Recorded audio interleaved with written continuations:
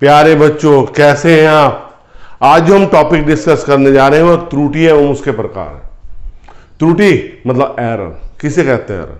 हम कोई काम करते हैं तो कोई भी बड़ा कहता है बेटा इसमें एरर आ गई है, इसमें त्रुटि हो गई है, इसलिए काम नहीं हो पाया। तो एरर होती क्या है?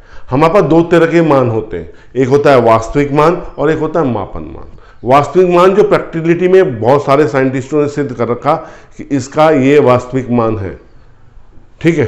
तो जैसे अगर हम गुरुत्वीय त्वरण की गणना करते हैं तो गुरुत्वीय त्वरण का वास्तविक मान हम ये मान के चलते हैं 9.86 मीटर प्रति सेकंड स्क्वायर। लेकिन जो हम प्रैक्टिकल करेंगे लैब में और मान की गणना करेंगे वो मापन मान आ जाएगा। मापन मान वो हमारा 9.80 आ गया। तो त्रुटि क्या होती है? वास्तविक मान तथा मापन मान के अंतर को त्रुटि कहते हैं। त्रुटि क्या है हमारे पास? त्रुटि है हमारे पास वास्तविक मान माइनस मापन मान। वास्तविक मान और मापन मान के अंतर को हम क्या कहते हैं? त्रुटि कहते हैं। हमारे पास त्रुटि एरर, सिंपल एरर। जैसे यहां पे क्या हो जाएगा, जो यहां पे त्रुटि कितनी है हमारी? 9.86 माइनस 9.80, 0.06 मीटर प्रति सेकंड स्क्वायर की हमारे पास क्या है? त्रुटि है। कि हमारे जो प्रैक्टिकल में जो त्रुटि आ रही है वो कितनी आ रही है? 0.06। ये त्रुटि है, ठीक। त्रुटि को निर्धारित करने हम पहले त्रुटि को निर्धारित करते हैं, फिर उसको उस पर नियम लगा के हम उसके जो त्रुटि होती है उसको क्या कर सकते हैं? कम कर सकते हैं, न्यूनतम कर सकते हैं। अगर हम त्रुटि की बात करें तो हमारे पास त्रुटि दो प्रकार की होती है। एक नियमित त्रुटि और दूसरी क्या होती है हमारे पास? अनियमित त्रुटि। अनियमित त्रुटि। त्रुटि हमारे पास दो प्रकार की होती है, एक नियमित त्रुटि होती है और एक अनियमित त्रुटि होती है। इसे क्रमबद्ध भी कहते हैं, क्रमबद्ध त्रुटि। हम एक प्रयोग करने जा रहे हैं और एक प्रयोग करते समय हमें पता चलने लग रहा है कि हम जब प्रयोग कर रहे थे तो उसमें त्रुटि मिल रही है। मतलब एक ऐसी त्रुटि जो निश्चित नियम के अनुसार होती है, मतलब उसमें नियम लगता है कि हाँ ये नियम है इसलिए इसमें त्रुटि आ रही है। कैसे निश्चित नियम होता है? वह त्रुटि जो एक निश्चित प्रतिरूप, वह त्रुटि जो एक निश्चित प्रतिरूप के अनुसार होती है नियमित त्रुटि कहलाती है। इन नियमित त्रुटि के नियमों को पता लगकर इन्हें हम न्यूनतम कर सकते हैं। ये वाली त्रुटि को हम क्या कर सकते हैं? न्यूनतम कर सकते हैं। इसको फिर तीन भागों में डिवाइड किया गया है। उपकरणीय त्रुटि, पहली त्रुटि उपकरणीय त्रुटि है, दूसरी प्राकृतिक और तीसरी हम जो लापरवाही से करते हैं, कौन सी? व्यक्तिगत त्रुटि। व्यक्तिगत त्रुटि। तो जब हम त्रुटि के प्रकार पढ़ रहे हैं तो हमने कहा दो तरह की त्रुटि होती है, नियमित त्रुटि और अनियमित त्रुटि। नियमित त्रुटि में क्या होता है? क्रमबद्ध तरीके से हम इसके नियम को लगाकर इसे न्यूनतम कर सकते हैं। इसके तीन प्रकार बताए गए हैं, उपकरणीय त्रुटि, प्राकृतिक त्रुटि और व्यक्तिगत त्रुटि। उपकरणीय त्रुटि क्या होती है? जब हमारे उपकरण में हम जैसे एक प्रयोग करते हैं, कैसा प्रयोग करते हैं हम? वर्नियर कैलिपर्स से। वर्नियर कैलिपर्स के मुख्य पैमाने और वर्नियर पैमाने जब उनके जबड़े मिलाएं तो शून्य एक दूसरे के सामने आने चाहिए, और वो एक दूसरे के सामने नहीं आ रहे तो उसमें त्रुटि है। उसे शून्यांक त्रुटि कहते हैं। उस शून्यांक त्रुटि को अगर हम नहीं लेंगे तो हम जो भी ऑब्जर्वेशन मापन करेंगे वो गलत आएगा। ओके, इसके बाद क्या होता है? जैसे वर्नियर स्क्रू गेज में भी ऐसे ही करते हैं, मुख्य पैमाना और गोलीय पैमाना होता है।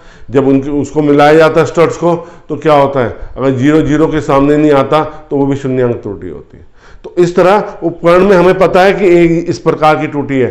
अगर हम इस त्रुटि को जानकर उसको न्यूनतम करेंगे, उसमें शून्यांक त्रुटि लगाएंगे, तो वो अब हमारा जो रिजल्ट होगा, जो हमारा परिमाण होगा, उसमें त्रुटि बहुत कम होगी। दूसरी व्यक्तिगत त्रुटि, प्राकृतिक त्रुटि, प्राकृतिक त्रुटि होती क्या है? मुझे पता है मुझे अपना प्रयोग क्या करना है, किस में करना है। अगर सरल लोला का प्रयोग कर रहा हूं तो मुझे को पंखा नहीं चलाना ऊपर, अब गर्मी बहुत हो रही है, गर्मी बहुत हो रही है। अब गर्मी जब ज़्यादा होने लग रही है तो मुझे पंखा चलाना पड़ रहा है। तो पंखे की दिशा में तो सरल लोला जा रहा है, लेकिन जब विपरीत आ रहा है तो उसकी गति कम हो जा रही है। तो धीरे धीरे धीरे धीरे क्या होगा बच्चों, कि उसकी गति कम होने के कारण क्या होगा, हमें जो एक्चुअल, जो वास्तविक आवर्तकाल मिलना चाहिए, नहीं मिलेगा। हमें एक प्रयोग करना है, ओम के नियम का प्रयोग करना है, लेकिन हम क्या कर रहे हैं, बातें कर रहे हैं, बात करते करते हम प्रयोग करने लग रहे हैं, समय को लगा रहे हैं। हमें पता है हम जितनी देर तक ज़्यादा धारा प्रवाहित करेंगे तार में, वो तार गर्म हो जाएगा और उसके प्रतिरोध का मान बदल जाएगा। तो ये कुछ प्राकृतिक त्रुटियां हैं जिनको हमें समझना चाहिए। अब व्यक्तिगत त्रुटि क्या होती है? व्यक्तिगत त्रुटि, मैं एक प्रयोग कर रहा हूं, हाँ भाई कल कहां गया था तो, अच्छा मेरे को जो ऑब्जर्वेशन लेना है, जो पैमाने पे माप लेनी है, वो सीधी लेनी है बिल्कुल, लेकिन मैं सीधी नहीं ले रहा हूं क्योंकि मैं तो बात कर रहा हूं। मैं क्या कर रहा हूं, बात कर रहा हूं, बात करते करते प्रयोग करने लग रहा हूं, तो मैं रीडिंग कैसे सही ले लूंगा? ये कौन सी त्रुटि होती है? व्यक्तिगत त्रुटि, जानबूझ के त्रुटि हो रही।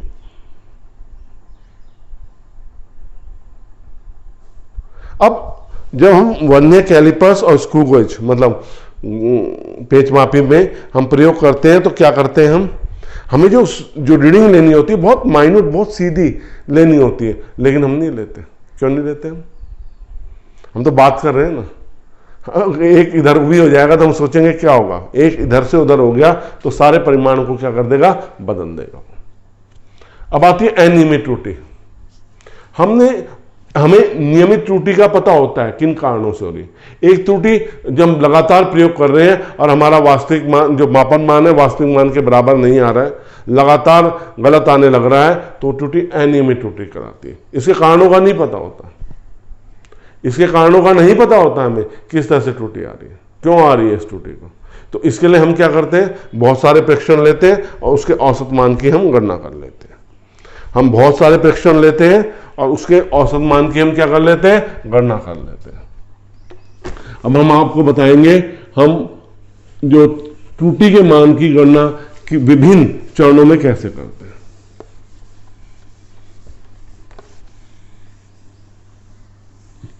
हम एक ऑब्जर्वेशन लेंगे, तो उसमें हम त्रुटि कैसे निकालेंगे, औसत मान कैसे निकालेंगे, निरपेक्ष त्रुटि कैसे निकालेंगे, उसकी हम गणना को आपको बताने जा रहे हैं।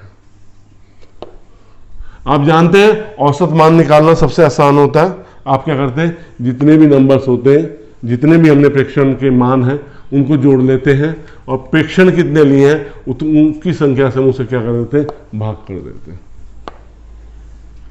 उसी संख्या से क्या कर देते हैं, हम भाग कर देते हैं। देखो हमारे पास एक भौतिक राशि है जिसका हम मान की गणना कर रहे हैं, A1 A2 A3 dash dash AN। मैं सबसे पहले इसके माध्यमान की गणना करूंगा। मेरे पास माध्यमान कितना आ जाएगा, माध्यमान A एवरेज। मैं सभी को जोड़ दूंगा और जितने प्रेक्षण मैंने लिए उससे मैं क्या कर दूंगा, भाग कर दूंगा। ये मेरा क्या मिल जाएगा, माध्यमान मिल जाएगा। फिर आती है निरपेक्ष त्रुटि।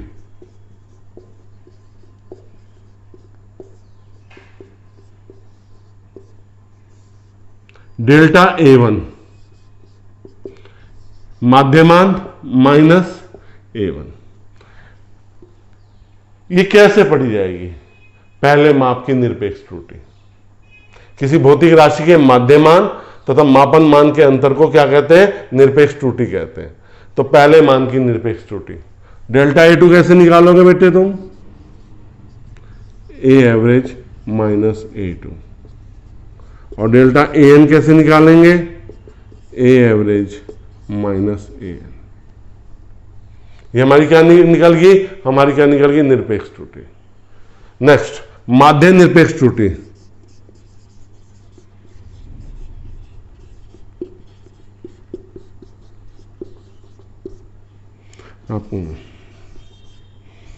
माध्य निरपेक्ष त्रुटि, डेल्टा ए एवरेज।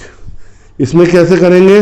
जो हमने त्रुटि निकाली है निरपेक्ष त्रुटि, इनका मान धनात्मक हो सकता है, ऋणात्मक हो सकता है, शून्य हो सकता है। तो इनकी सबकी मॉड वैल्यू लेंगे, मतलब जो ऋणात्मक होगा वो भी धनात्मक हो जाएगा, जो ऋणात्मक होगा वो भी क्या हो जाएगा बेटा? धनात्मक हो जाएगा। ये क्या आपकी होगी? माध्य निरपेक्ष त्रुटि। आपका परिमाण कैसे गणना हो जाएगी? रिजल्ट जिसे कहते हैं परिणाम, माध्यमान प्लस माध्य निरपेक्ष त्रुटि, माध्यमान A average plus minus delta A average. अब मुझे सापेक्ष त्रुटि निकालनी है। कौन सी त्रुटि निकालनी है बच्चों? सापेक्ष त्रुटि।